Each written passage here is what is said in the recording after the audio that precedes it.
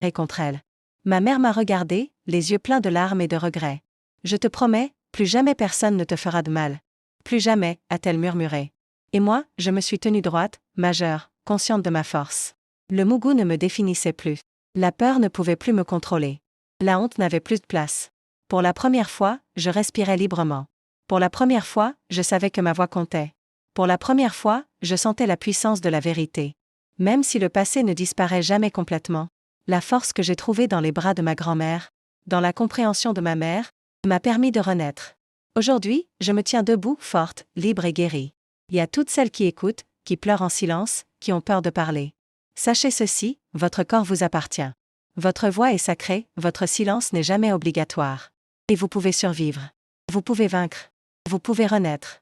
À ma place, après avoir parlé à ma mère, après avoir trouvé le courage de dire l'indicible, et m'être heurté à un mur, à un refus, à cette phrase qui tue plus que le silence. Ce n'est pas possible. Je connais ton père. À ma place, qu'aurais-tu fait? Te taire encore? Douter de toi-même? Apprendre à survivre dans le déni des autres?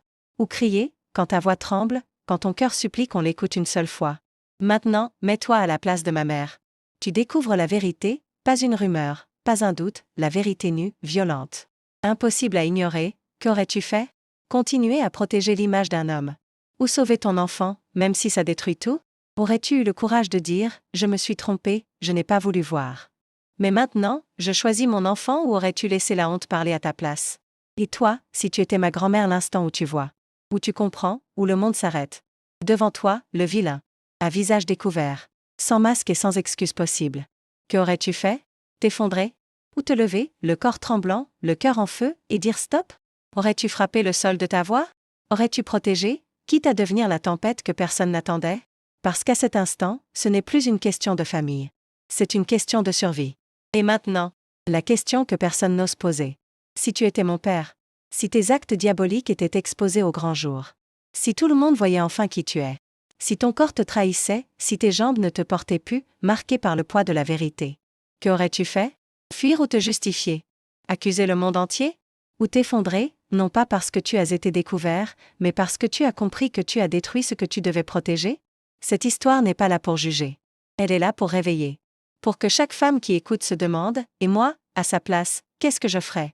Parce que le silence protège toujours le mauvais camp. Parce que voir la vérité fait mal, mais l'ignorer tue à petit feu.